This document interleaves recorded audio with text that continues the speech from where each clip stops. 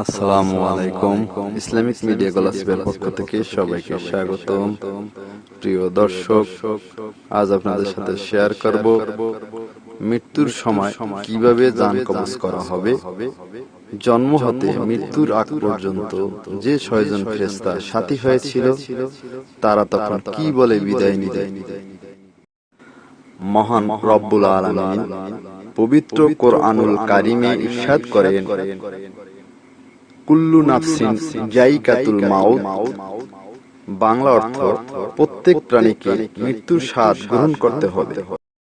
সূরা আল ইমরান আয়াত 185।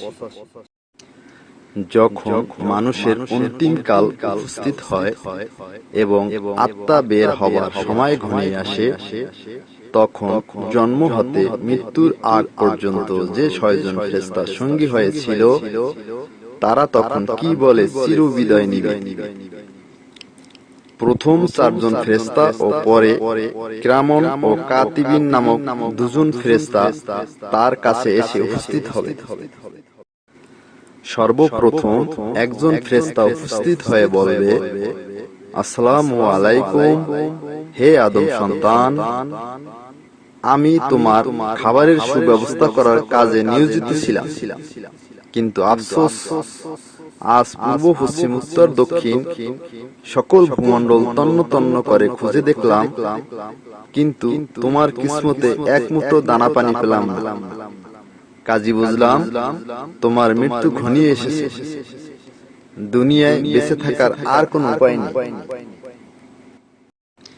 এবার অপর একজন ফেরেশতা প্রথম ফেরেশতার ন্যায় সালাম দিয়ে বলবে, হে আদম সন্তান, আমি তোমার পানির সরবরাহের কার্যে নিয়োজিত ছিলাম, কিন্তু অত্র ত্রিভুবনে খুঁজেও তোমার জন্য এক ফোঁটা পানির ব্যবস্থা করতে পারলাম না।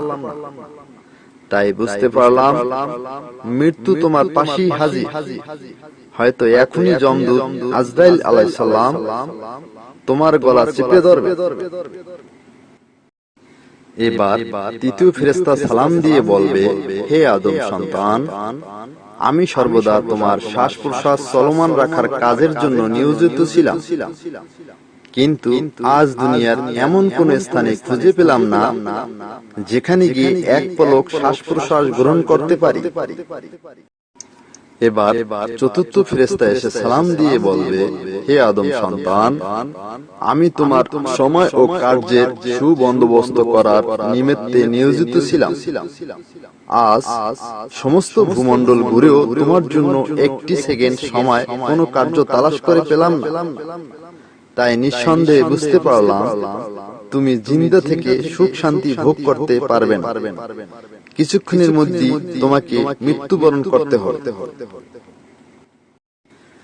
এবার কিরামন ও কাতিবিন 2 জন ফেরেশতা উপস্থিত হয়ে বলবে, আসসালামু আলাইকুম, হে আদম সন্তান, তোমার ভালো মন্দ যাবতীয় কার্যাবলী লেখার জন্য আমরা নিযুক্ত ছিলাম।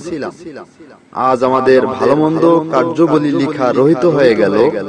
এই বলে ফেরেশতাদ্বয় এক টুকরো কালো লিপি বের করে দিবে আর বলবে, কর্মের ফলাফল, এটা পরে দেখো।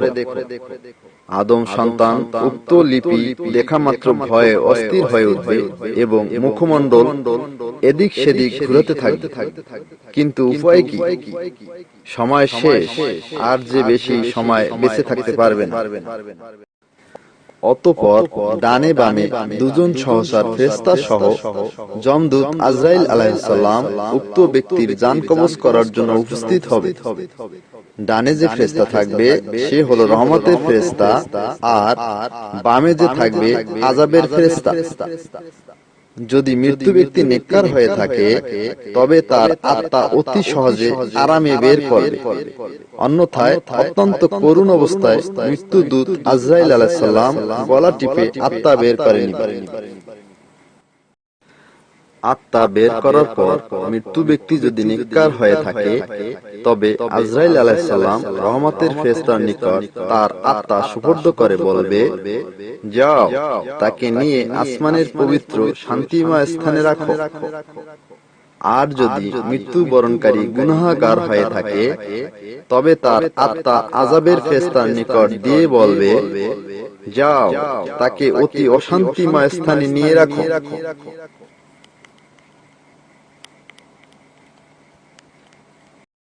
মৃত্যুর পূর্ব মুহূর্ত এভাবেই আত্মা বের করে নিয়ে জান কবজ করা হবে।